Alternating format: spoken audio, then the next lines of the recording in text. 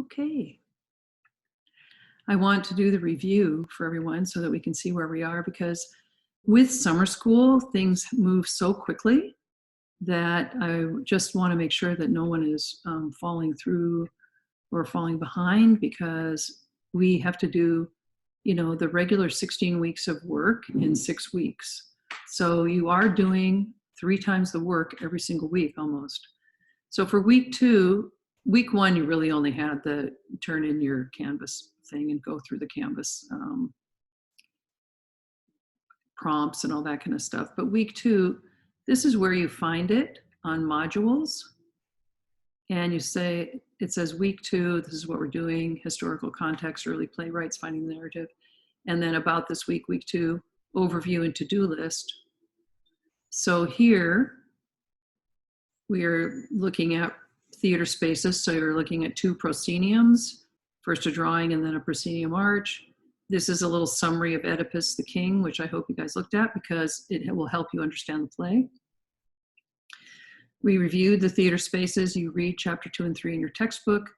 You look at review chapter 4, playwrights and dramatic conventions. We're going over those today. And you read that, read Oedipus the King, and then take yourself on a local COVID-19 safe field trip into your theater spaces. And that was really a fun discussion to read. I thought that was so incredible. And then you answer the questions about Oedipus. This is an important assignment worth 50 points. Do your quizzes 1 and 2.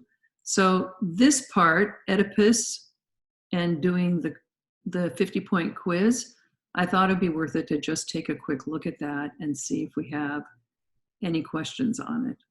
And if I go to next, where does it take me? Okay, that we don't care about. But it might be worth it if you want to review that. The quizzes, blah, blah.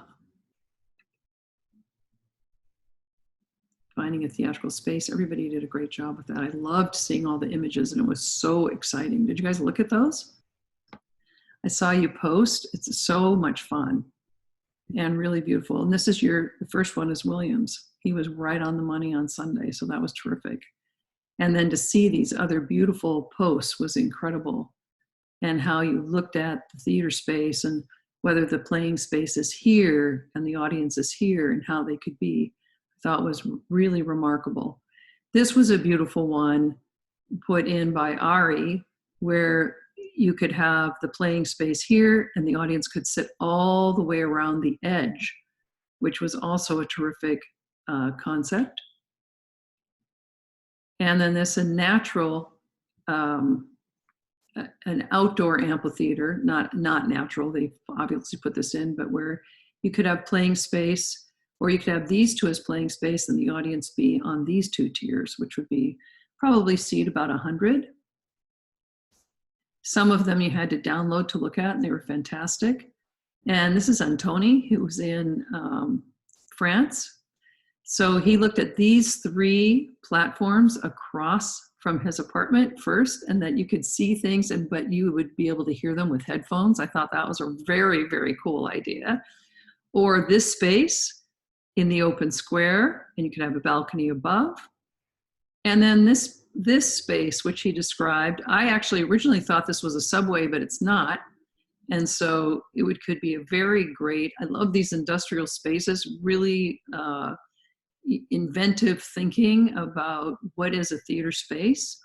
And this, which is, of course, Luxembourg Gardens, and it is very much a sort of traditional space in that you could have a beautiful playing space here, lots of entrances through the sides, and the audience seated all the way around. And this, if we were to describe this particular arrangement with the audience all the way around and possibly a scenic element or area here, we'd be describing a thrust stage that we talked about last time.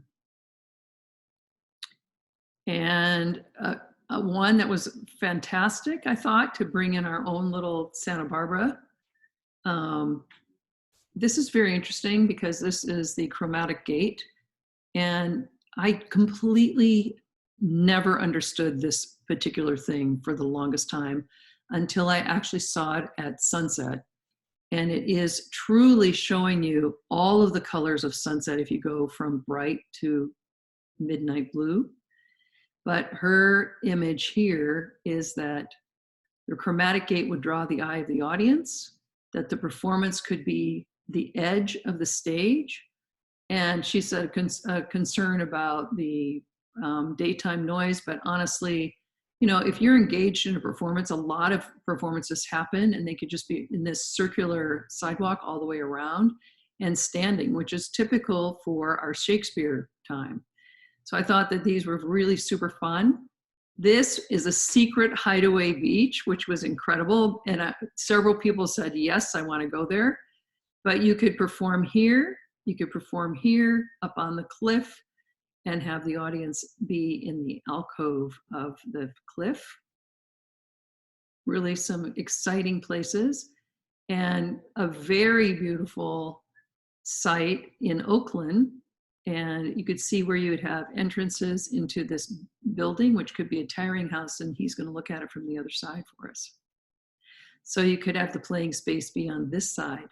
I've actually worked in a space where the audience would be here and the actors were in boats in the audience. So that might be something to think about. We can be completely unconventional with how we look at things. So it's really a wonderful thing to look at. And here we'll look at this one. As if you didn't look at this, this is incredible. And let me see if I can actually show it to you, because I opened it yesterday. And then you tell me if you are seeing this incredible view. I'm gonna have to, I think, are you still seeing the PowerPoint? Yes. Okay, here we go. We're gonna look at this other thing because I want you to see this. And this is the one that you put up. How about that? Incredible. And you could really have the audience sitting here and the playing space be here. So this would be where the audience is on a raked, you know, as we would say, a raked house. The audience is going up away from the stage space, and you could simply define this just by the way the actors move. So that is really beautiful and just completely dramatic, using natural light, and then you have light creeping in. You could also use this as the sun sets, and this wall of stone would cast shadow. So very, very exciting and inventive use of space. And I really appreciate everyone taking time to look at those kinds of things. Very, very fun. I'm going to now go to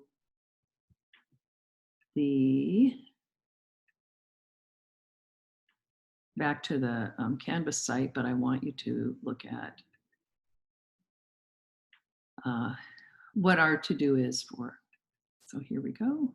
I'm waiting for the site.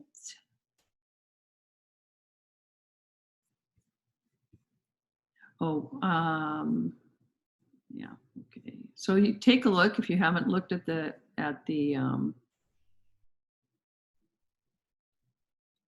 if you have not looked at the discussion, then you'll want to see some of the other very fun things that we're going to, people that have put in for playing spaces. All right, let's go to today's topic. We have a lot of fun things that we can look at here. I'm going to, here we go. And screen share.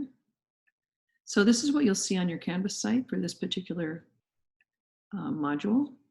We're going to look at Playwright's presentation. I'm going to click this button and you'll see a PowerPoint presentation. And as we go along, we will see a variety of trailers and videos that go along with each of these different contemporary playwrights that we're looking at.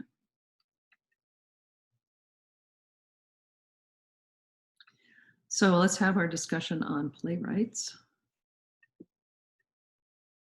And you can look at this. Oh, I don't want to see that internet connection's unstable. Playwriting. First of all, note that the way that it's spelled is R-I-G-H-T. Wright, and that's as in a shipwright, a woodworker, a person that's actually a craftsman, taking detail on how to look at things, as opposed to Write.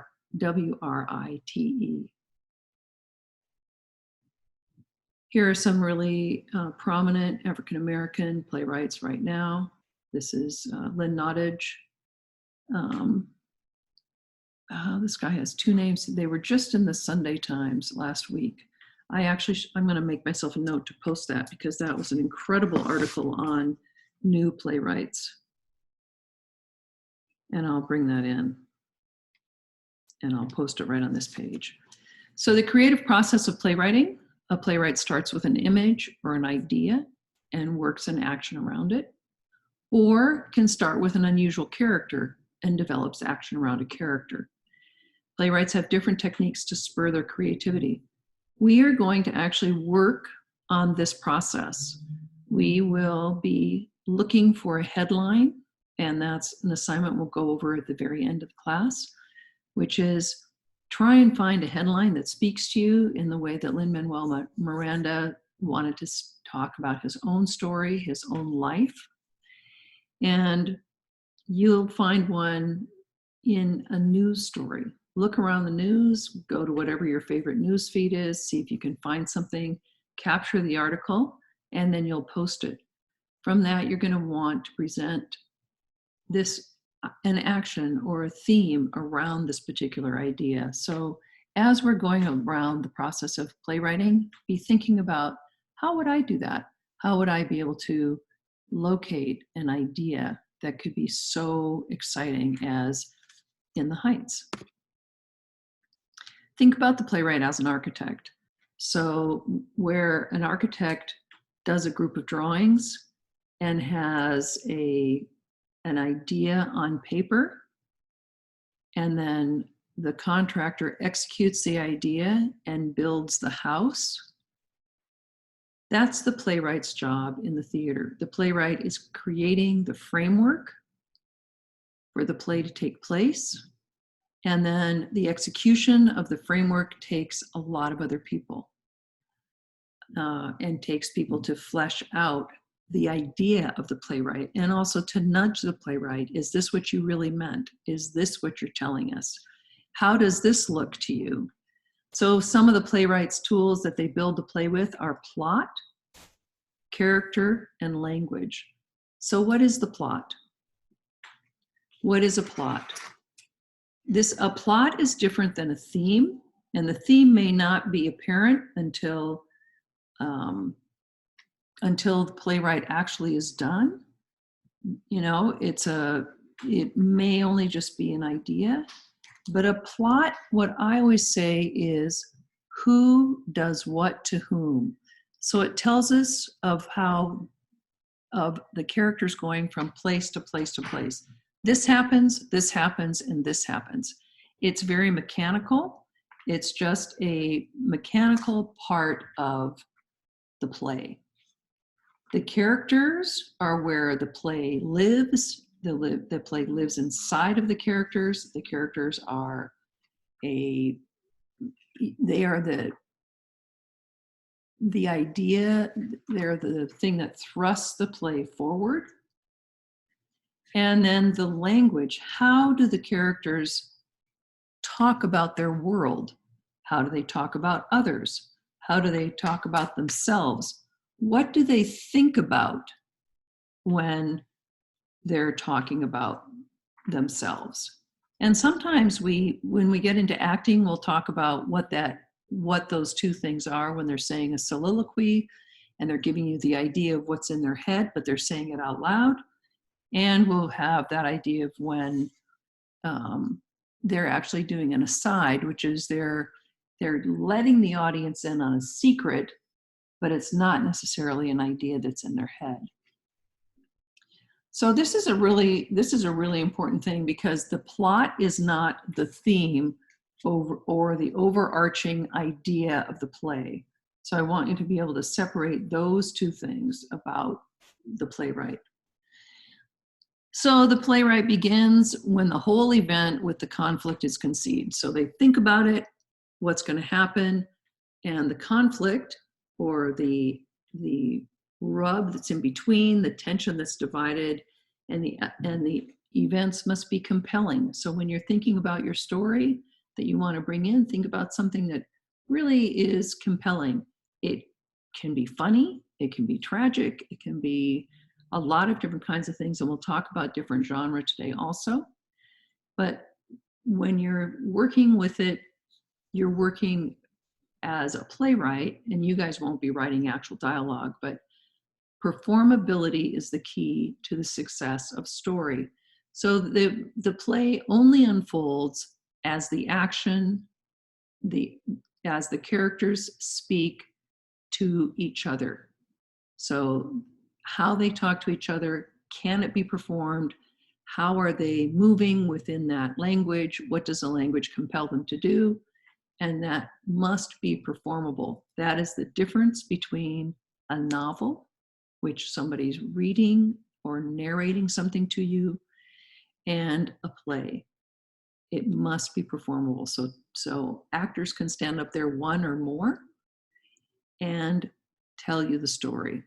And the audience is engaged by watching and listening to the actor. It requires compression, economy, and intensity. So compression is you want to get to the meat of the story or the conflict, the point of attack, as soon as possible. You want to cut to the chase, start right at the beginning of the play. And this is different than a movie. When you're watching a movie, you can have this beautiful scenery that helps set the tone. You can see where you are, and perhaps the camera takes you down a journey so that by the time you actually start seeing the actor, you have a great idea of where they're located. You have an idea of what their economic circumstances are. You have an idea of where they live, what season it is, because the camera's telling you the story. When you're working with a play, the actors have to tell you all that. The audience doesn't get to see anything except the actors tell you that. In the case of a musical, when you have an overture, you will have a musical introduction, but nonetheless, the actors are the first thing that tell you what the story is going to take place. So that's why this idea of compression. Get into the story as fast as you can. And economy. So you're not going to use a lot of extraneous words. It's not going to be rambling. Every word is carefully selected for a specific intent. There's a purpose behind each word. And then it's done with intensity so that there's an energy that is exchanged not only actor to actor, but actor to audience. The characters must be believable, multifaceted, and psychologically complex. We really don't want to have a boring, uninteresting character up there. We're constantly trying to figure out, why is that character doing that? Why would they be doing that? Or maybe inside you're saying, no, don't do that. And then you realize that what they're doing is actually something that is because of their psychological need to do it, although on the outside it doesn't appear that way at all.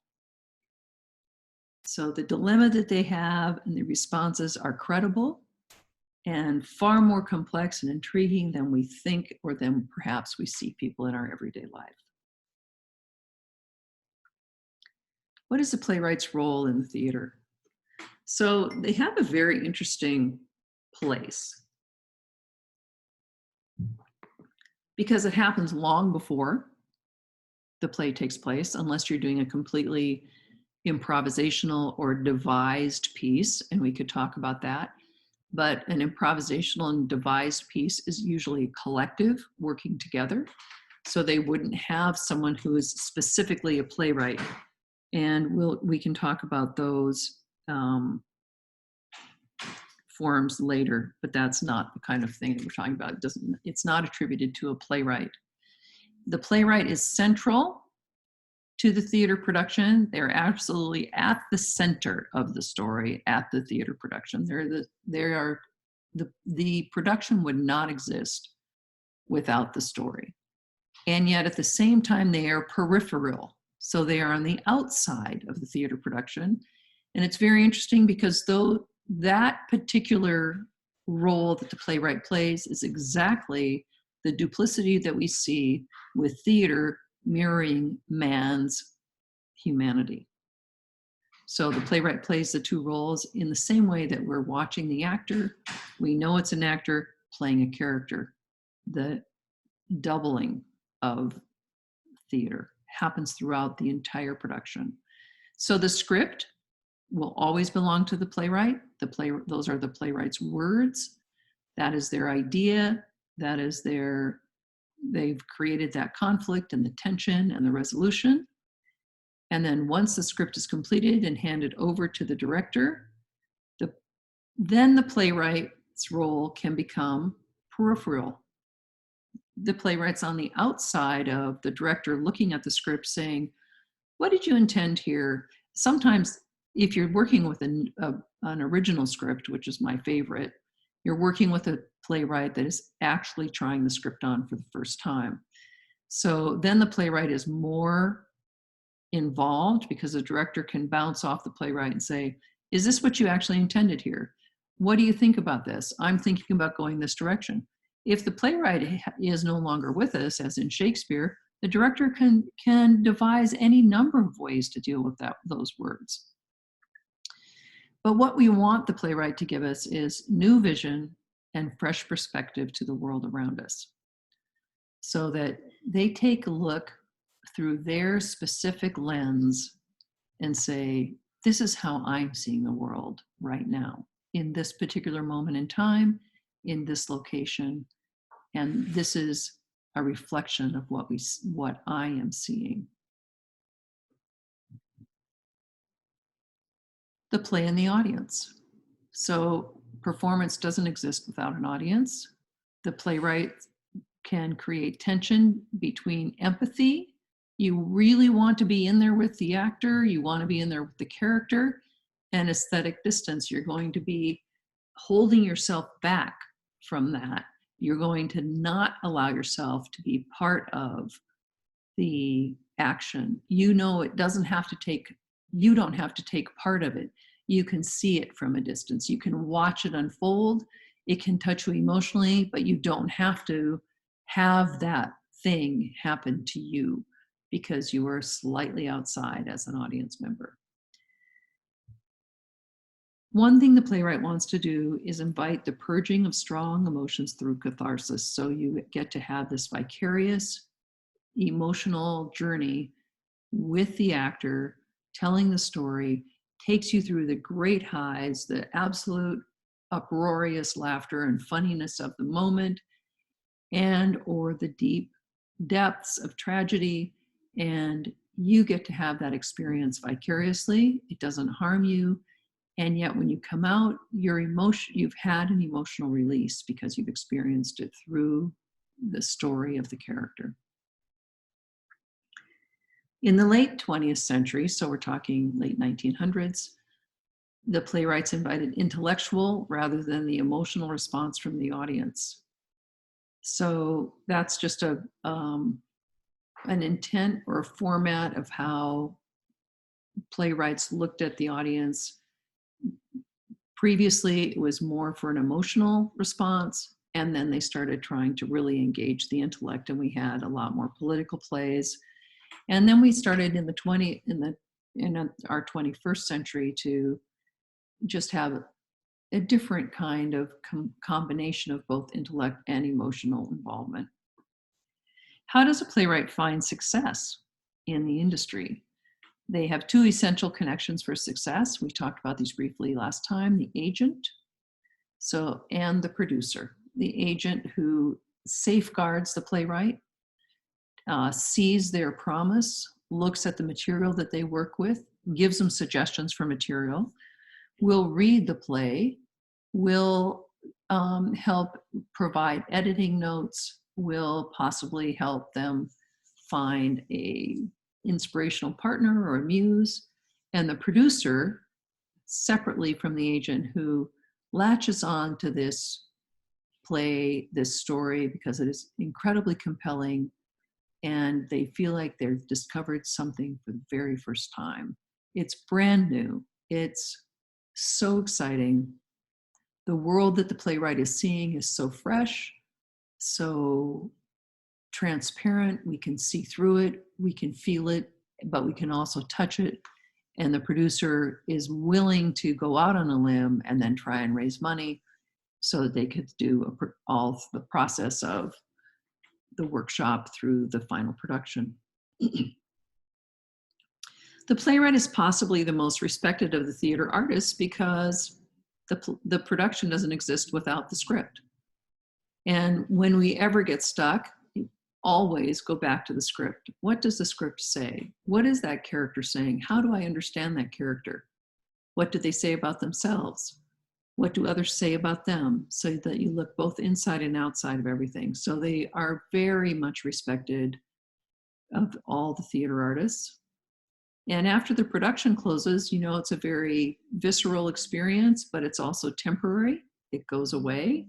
Every time you see a play, even if you see the same play day after day, or you come back and you see it, a lot of people like to go opening night and then see it on closing night at Santa Barbara City College or Santa Barbara Theater Group, because we do around 14 performances. So over 3 weeks, you'll see an opening night and then see how it's changed or how it has settled in or how it has moved, smoothed around the edges by the time they come to the closing night. But the performance will be different. It will be different than every single night because there's so many variables. But at the end, and the performance is no more, and we've put that away, we've struck all the furniture, we've put away the costumes, and the actors are now back on to their home or doing to their next production. The playwright's words still remain. So the script, the thing that we started with, the thing that we end with, it's really the only thing that can be published is what remains. So that's why they are truly the center of it, because they start and finish it. And yet through the production process, they are really more on the outside. They don't really weigh in on the lighting or the costume or the set or what the director's doing with their words. And primarily they don't weigh in on that because generally they're not around. So the new American writing is takes on topics such as gender, ethnicity, and sexual orientation become more important than love and romance or a great tragedy. We have some great gay and lesbian writing, LGBTQ. Early on, I mean, in the 60s, starting with The Boys in the Band, Henry David Wing with Matt M. Butterfly, which is a story, again, based on true events of a diplomat that falls in love with who he thinks who is a woman, but who is actually a man, and then ends up becoming a spy. It's a fascinating, true story that became a play and then an opera. Tony Kushner's Angel in America, How I Learned to Drive with Paula Vogel, another Tony Award.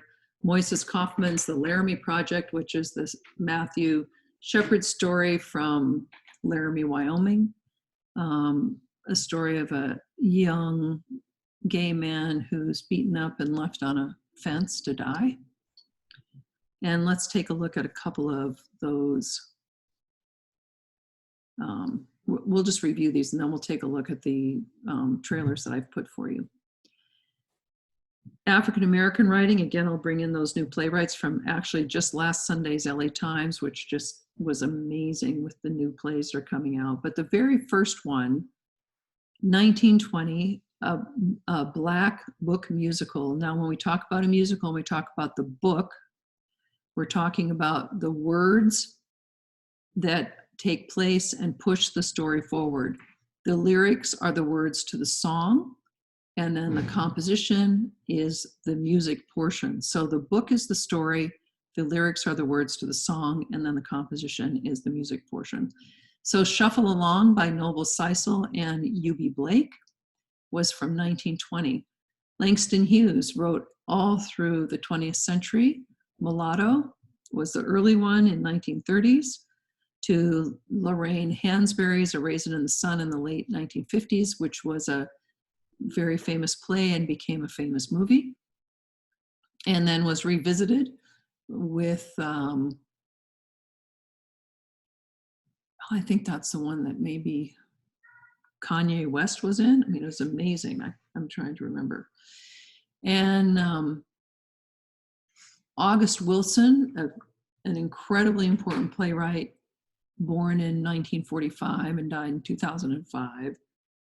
He had 7 plays produced: Ma Rainey's Black Bottom, which was a musical, To Gem of the Ocean, and Fences, which is, we'll see a short cut of that, but also became a movie just recently with Denzel Washington.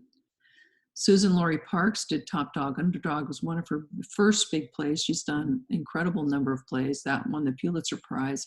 The Pulitzer is the highest literary prize for a play. And Susie Laurie Parks had the idea of she's going to write 360, one play every day for a full year. And she had a group of different people working with her, and it was an amazing thing that happened in Los Angeles. Asian American writing is, I mentioned David Henry Hwang, M. Butterfly. He actually started with a group called East West Players in Los Angeles, and they're still one of the very most prominent equity theater companies in Los Angeles, and they workshopped this play, and then it became very popular from there on. But he introduced the Asian voice into mainstream the US, because before that, there really was not an Asian voice in Western theater that we think of as the United States. Philip Kan Gotanda wrote Sisters Matsumoto and Hong On, LA Stories, Diana Song, Stop Kiss. We'll see a little slice of Stop Kiss also. Latin writers in Spanish language, we have the Mexican writer Luis Alfaro, who El Teatro Campesino, which is the farm workers theater in the San Joaquin Valley, started because they were really trying to protect farm workers in the 50s and 60s from unfair practices from farmers, trying to allow them to have food, allow them to have good housing, allow them to have health care. And that's when we had major movements, and not as big as Black Lives Matter movement now, but major movements where they had the boycott grapes and lettuce movement. So people stopped buying those so that the farmers would not achieve wealth on the backs of undocumented workers that were living, many people to one room, a shack really out on the agricultural area without care. The Chicana Josefina Lopez, the Real Women Have Curves, a very fun play. Cuban writer Nilo Cruz of Anna in the Tropics, also a Pulitzer Prize winning, and of course Lin-Manuel Miranda. Let's look at, I think I can do this. Right, maybe I can't. Maybe I have to go to, okay, wait a second. Let's just stop share and we'll go to questions so far. Wait, no, what movie? Did you unmute the quiz grade? So we need to know if you take the second attempts. That's where I am. You want to know about the quiz, William? Okay. I went through all the quizzes. Thanks for that question. And they are identically placed in the format, so that they should have been the same as the first. This quiz should have been the same as the first quiz, and also the third and fourth quiz. All of the way that it has been formatted has been exactly the same. And I will, I can find out, and I will send you an email, because I did send people's information that emailed me separately, and so I will do that for you. And I apologize that I was not able to get that solved yesterday. So, and I can go to the Faculty Resource Center has open sessions, and so I will absolutely get that taken care of today. I don't know why it's not working, but there were a few other things that weren't working that I was able to solve, and sometimes it's just an error in a link. So then I have to get help from the techno people. So let's take a look at some of these other. Go back here. We'll take a look at some of these trailers. Okay.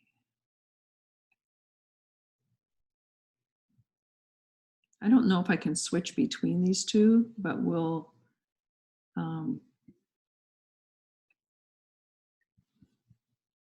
see if I can go between them, or if I have to come back here each time. And that's probably just something that I need to go to a better Zoom class and figure out.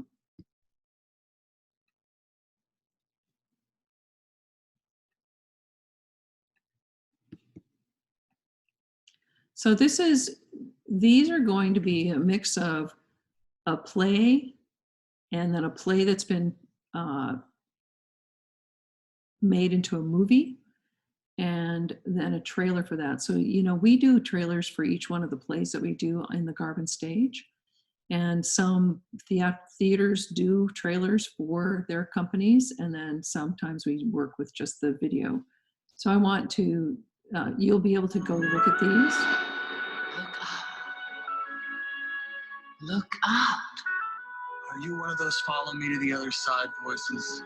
No, I am no night bird. I am a messenger. What? So this is Angels in America.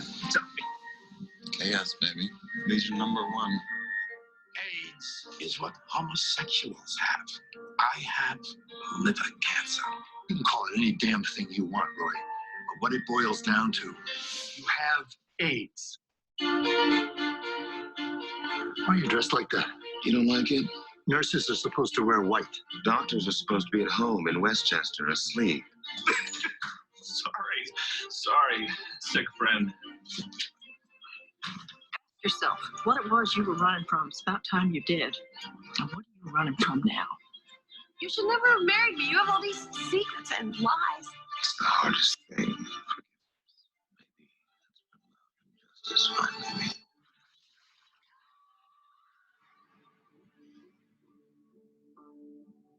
The shit's really hit the fan, huh, Roy? The fun's just started. I'm not safe here, you see. Weird stuff happens.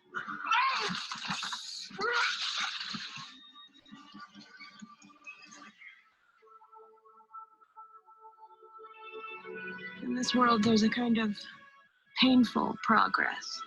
Longing for what we've left behind and dreaming ahead.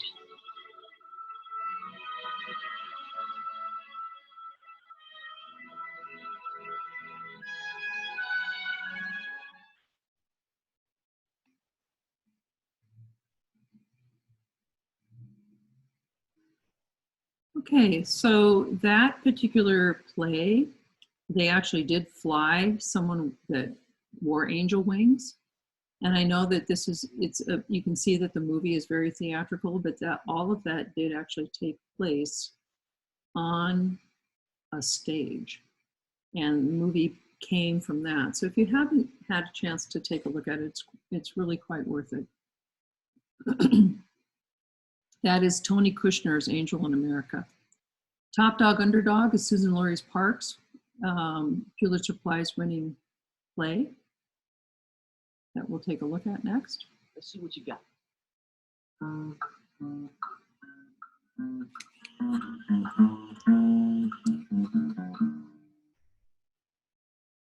My new name's 3 Card. 3 Card. Got it? You wanted to know it. Now you know it. 3 Card. Yeah. I'm getting everybody to call me 3 Card. Anybody not calling me 3-card gets a bullet. You too much, man. I'm making a point. Point made, 3-card. Point made. We clean up, bro. You throw the cards, and I'd be your stick man. The one in the crowd who looks like just an innocent passerby.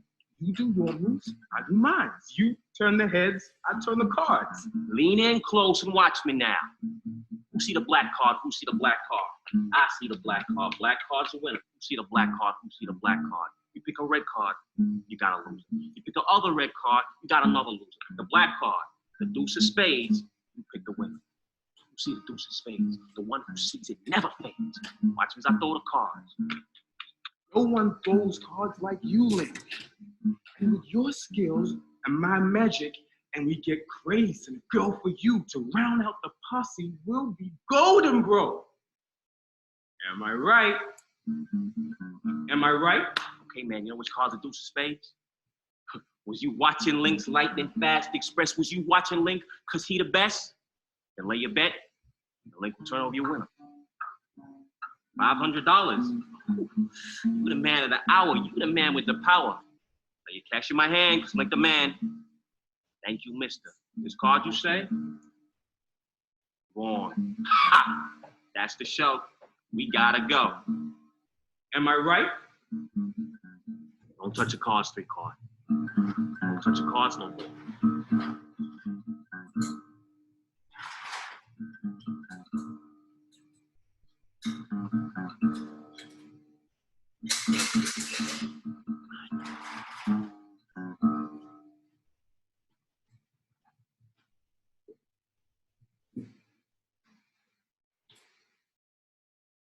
One thing you want to think about there is think about the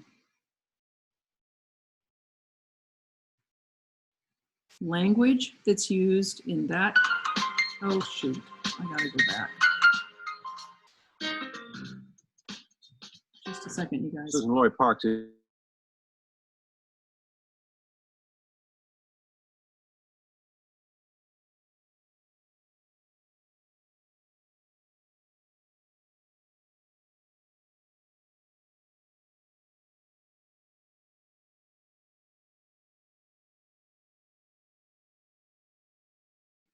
Okay, thank you. But that's a really good example. The two pieces that we just saw, if you look at plot, you look at character, and you look at language. In the second piece, there are two characters.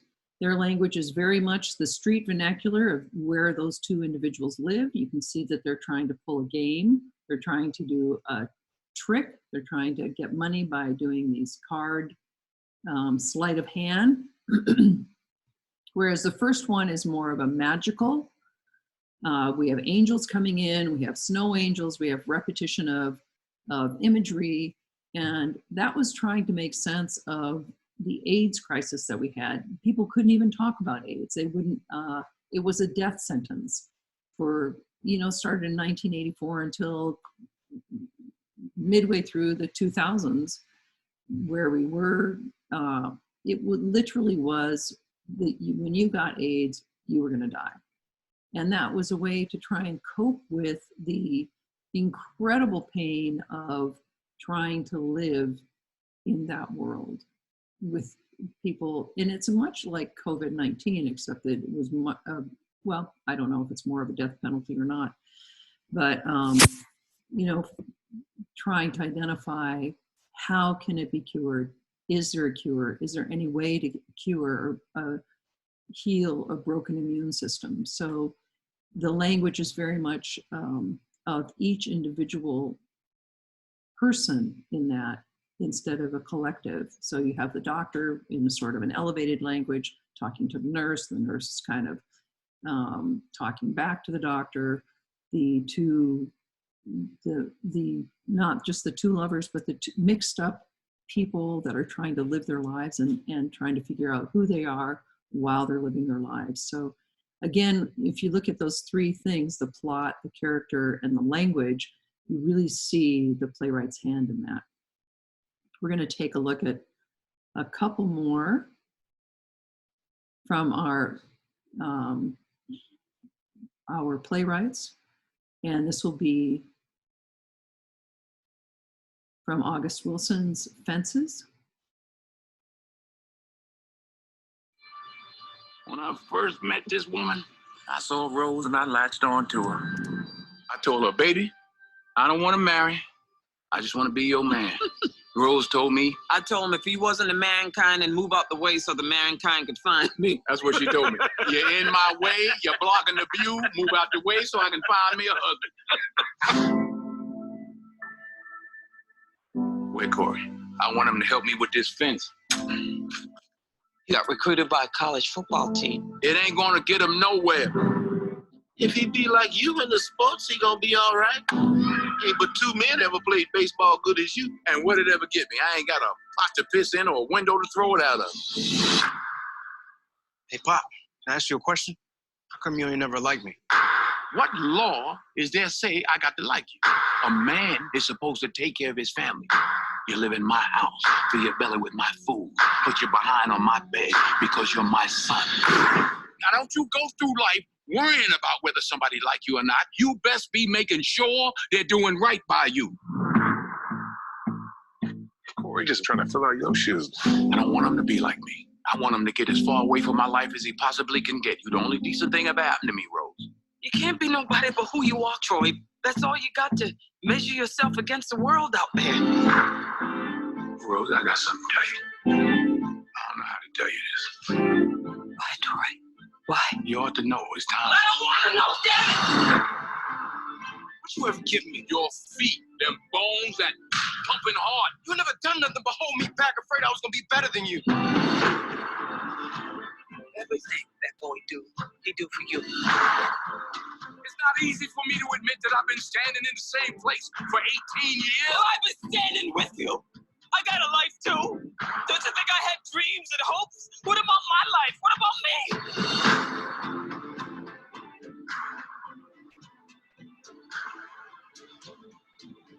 What are you gonna do? Some people build fences to keep people out, and other people build fences to keep people in.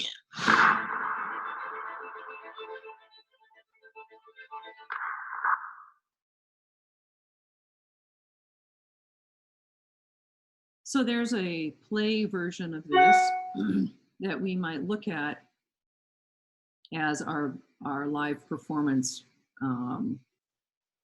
response that we are going to do. And we'll take a look at Butterfly so that you can, this was again a movie, it's a very big, was a huge sensation. It was an amazing piece. And again, this is the one I told you is based off of a true story of a diplomat. In this, Jeremy Irons plays the diplomat.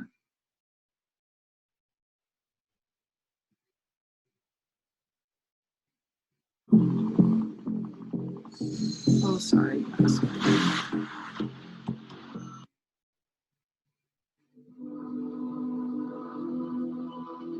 After a century of foreign influence, Asia was about to reclaim herself. The Red Guard has emerged as a genuinely potent reactionary political force which will seize upon any excuse to justify the expulsion of all foreigners from China. Onto this immense stage came a diplomat with a romantic vision. I, René Gallimard, have known and been loved by the perfect woman. And a performer who brought his fantasy to life. Theirs was a world that can never be revisited. From director David Cronenberg comes an epic story of love and its power to deceive.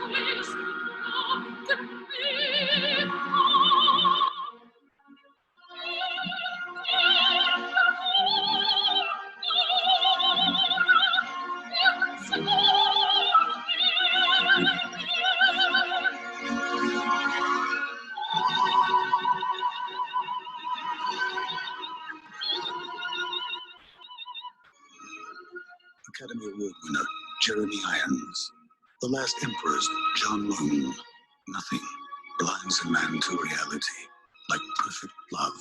The prosecution claims Mr. Gallimard was fully aware of the implications of his espionage activities. Oh,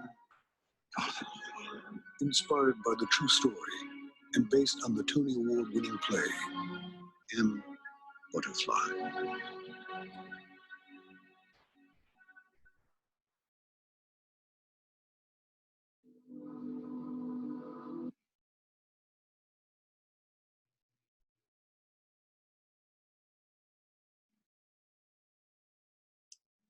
Okay, that takes us to the top of the hour, and we'll take a 10-minute break. William, I'll check on that, and I'll send you a chat separately, and then we'll come back. See you at 10:10. See you.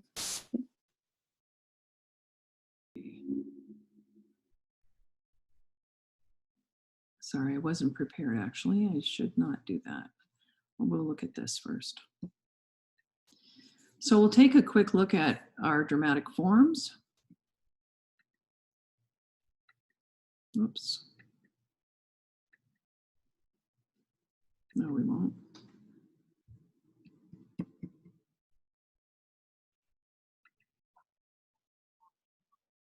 Sorry about that. Thank you for allowing the break.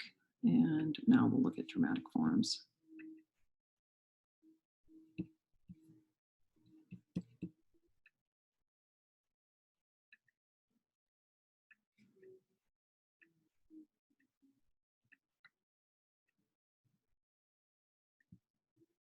Oh, I can't move you to the top. Hold on. Guess I have to get that in the center first.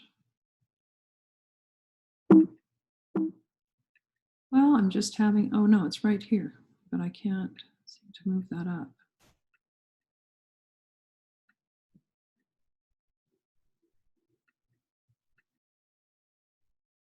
Let me get this all the way up here. Sorry about this stumbling around, you guys. Not used to doing everything at home. All right, back to the beginning. Sorry about that. Okay, dramatic forms. So this is when we actually talk about genre. Dramatic forms fall into several categories, sometimes called genre. When we work with our headlines to the page, you will be creating your compelling headline and you'll be putting it into one of these genres. There are 7 primary genres that we discuss: tragedy, comedy, melodrama, farce, epic, and absurd.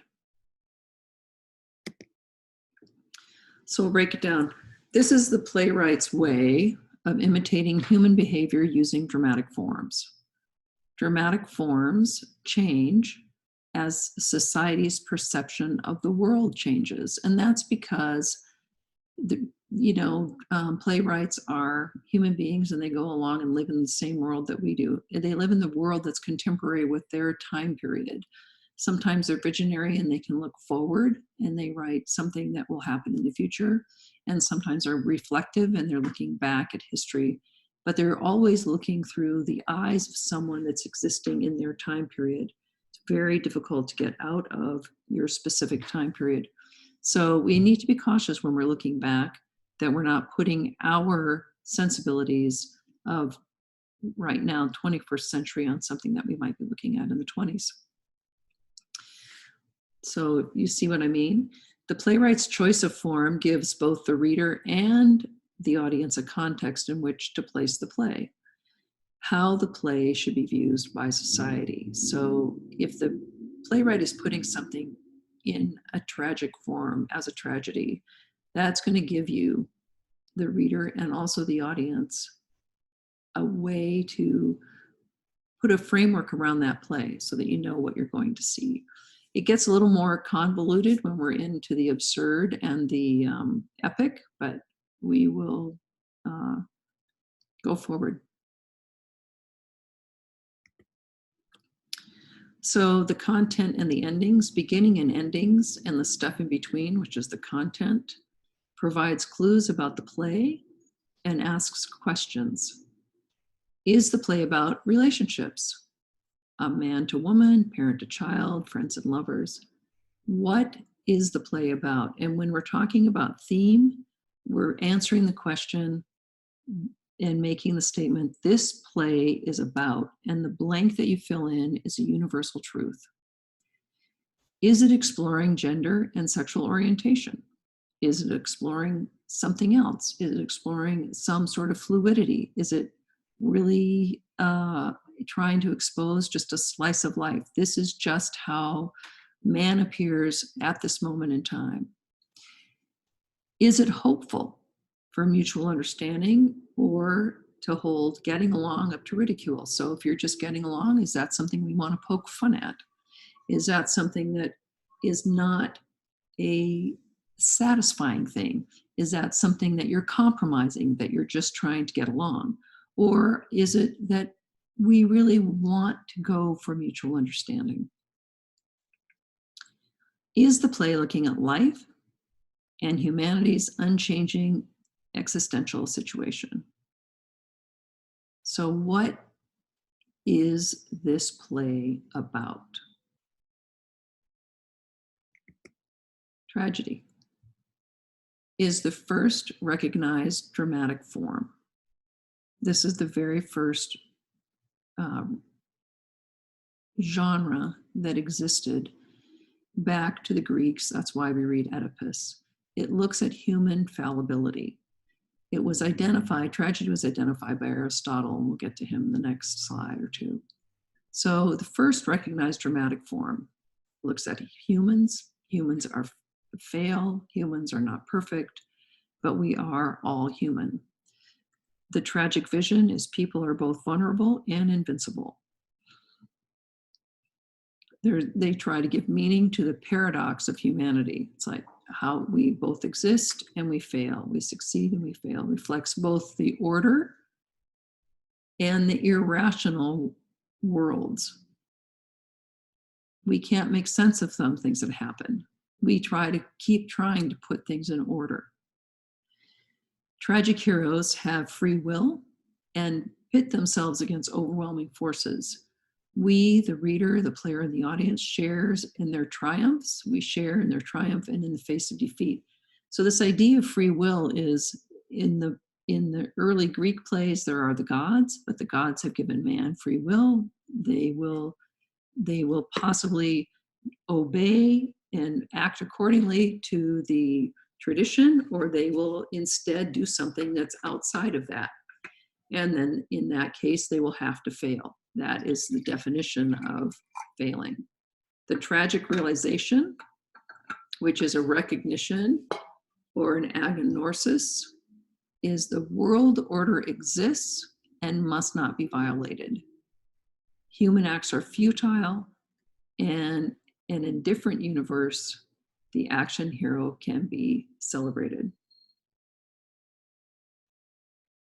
So the hero is doing the best they can, but the world order exists. However, you have free will. So the hero is going to try and do something. They pit themselves against the gods, essentially.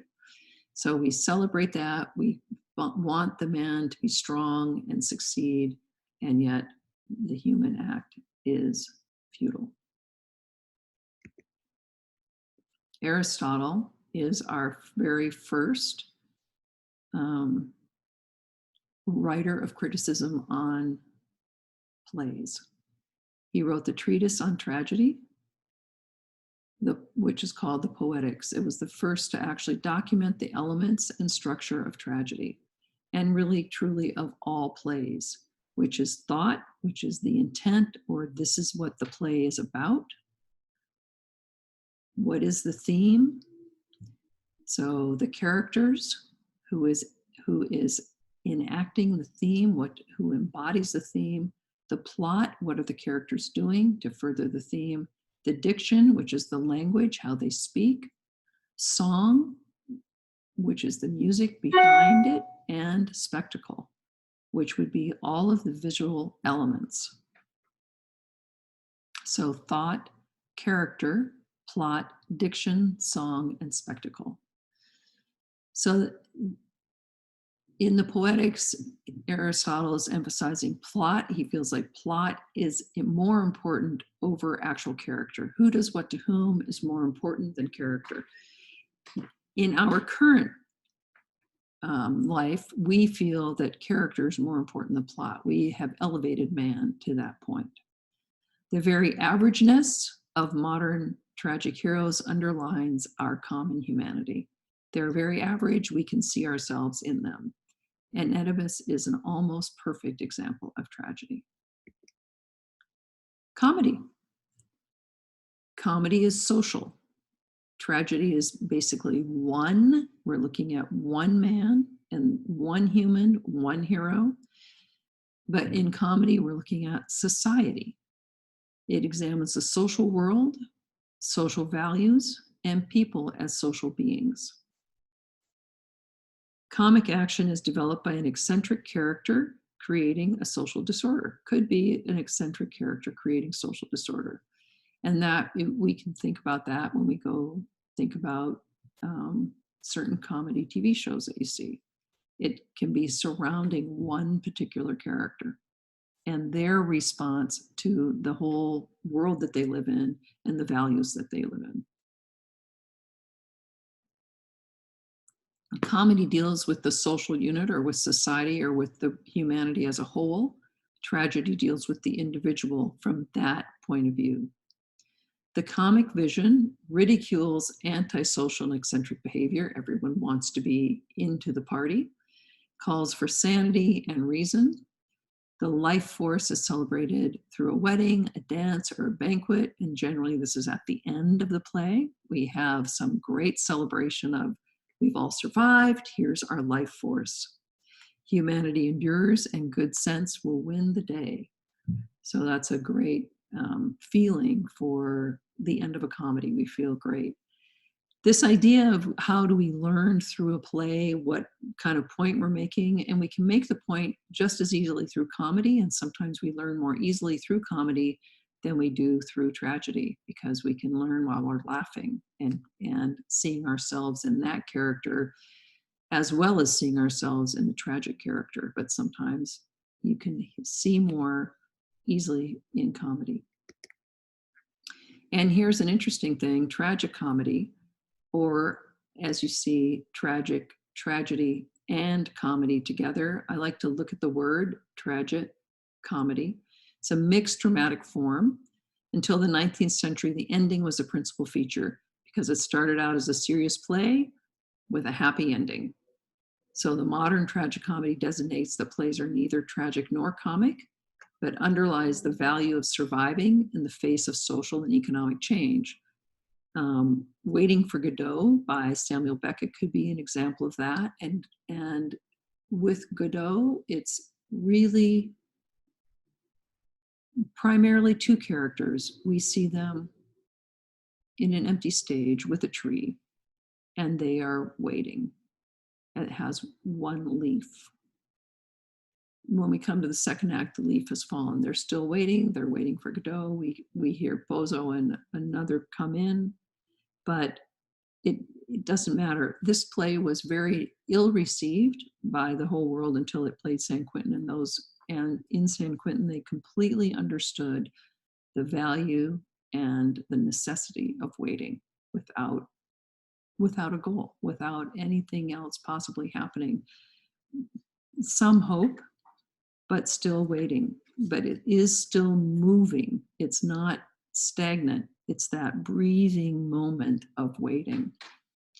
And then Angels in America, the clip that we saw, is actually considered a darkly comic resolution, putting forth ideas of social change to be able to look at this disease and try to recognize it for what it is, that we can embrace it, that this is something that we need to work towards, that there should be not, it was with the AIDS, with the AIDS illness, it became as though they were lepers. They could not be in society. People didn't want to touch them. It was when Magic Johnson came out, I think it was in 1992, that he had AIDS, and they, other basketball players, he had to immediately retire from basketball. They didn't want to be on the same court with him. He couldn't play in the Olympics. They didn't want to even be seen around him, as if they could catch it by somehow breathing the same air.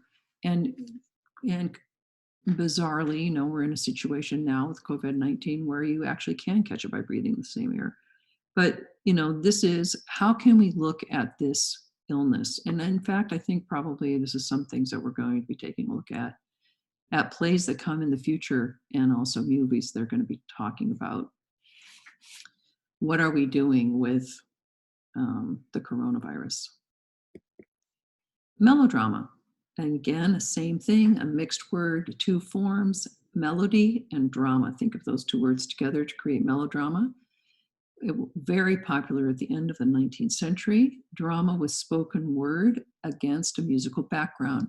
And often this would be a piano playing, and then you would hear the piano racing to catch up with the action. The characters are clearly defined and divided, much like the Commedia dell'arte. They have stock characters in melodrama, so they're sympathetic or unsympathetic. There's the hero, there's the villain, there's Dudley Do-Right, and and often the same actor would play both sides of the character, like the evil twin and the good twin. Usually achieves a happy resolution through the destruction of the villainous character with extensive use of music and the elements of spectacle to heighten action, mood, and emotion. So I'll have to take a look at many of those typos, and I'll fix that before I post it. And let's go back, and we will take a brief look at those last few trailers that we have, and then we'll call it a day. And I'd like to encourage people to work on the homework so that you don't get too bogged down, and it can be very difficult to catch up. So I want to just encourage you, because we have to work at such a fast pace because we're in the summer school class. So I don't want us to get too far behind. Okay, we are going to look at Stop Kiss, which is an example of an Asian American playwright. And let's see if we can, there we go, popular play.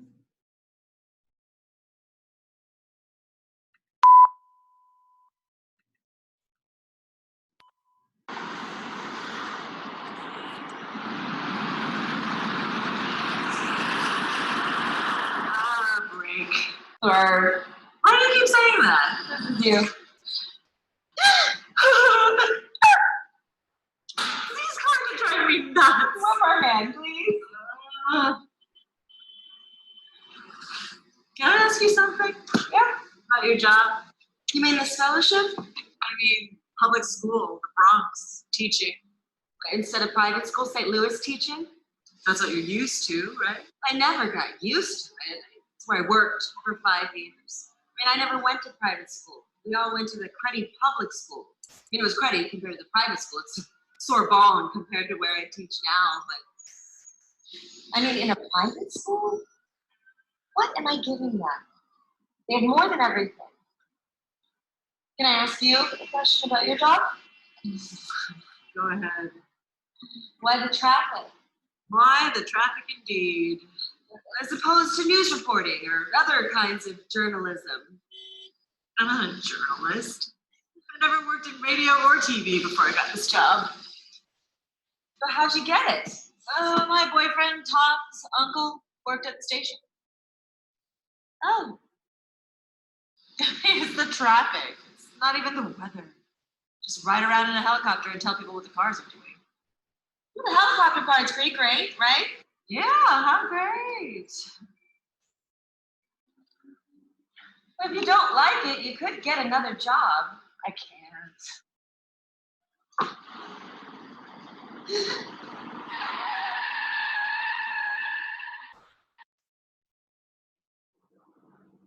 Could you do me a favor for just like a minute? Sure. Would you just lie here in bed for just a minute just to see if he comes? Okay. Since he's been sleeping with you. Yeah.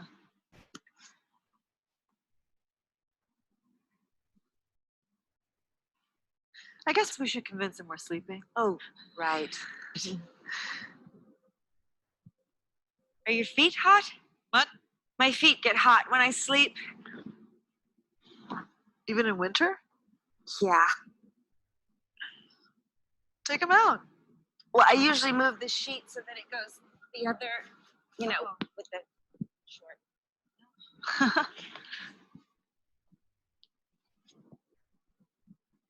You see him? Who? Caesar.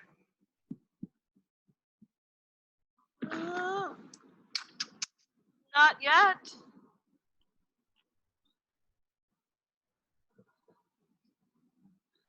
You can't be asleep already, are you?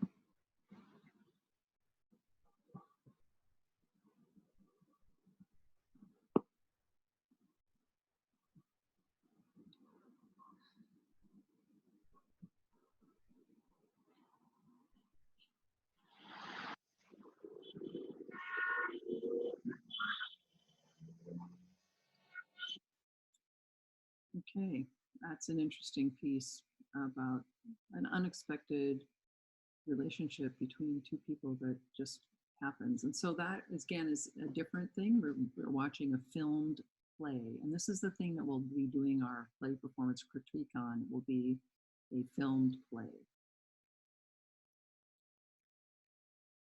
And this is Milo Cruz, Anna and the Topics. I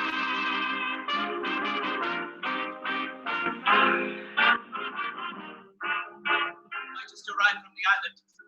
What are you planning on reading? Also a filmed play. First, Tolstoy, Anna Karenina. Anna Karenina. I like the title already. Is it romantic? Yes, quite romantic.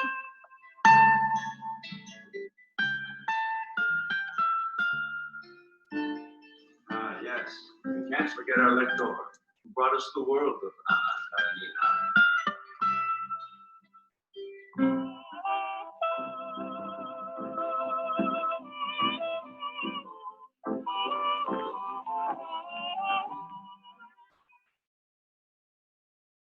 So that's the kind of trailer that we do at Santa Barbara Theater Group for our patrons, and then it plays on local TV. This is happening right now. This just was released on Disney Plus. It's the film version of Hamilton the movie trailer. So let's take a look.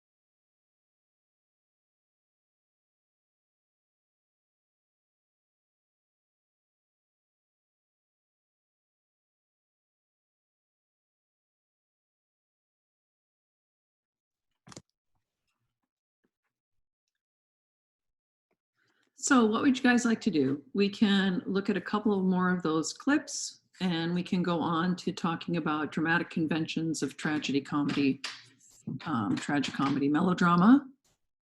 And we can look at the Oedipus assignment. Have you taken a look at that?